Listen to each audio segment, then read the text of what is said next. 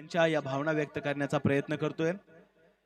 जावई बापू मुलीला माझ्या कधीच रडवू नका, जावई बापू मुलीला माझ्या कधीच रडवू नका, मुलगी म्हणजे काळीज आहे माझं,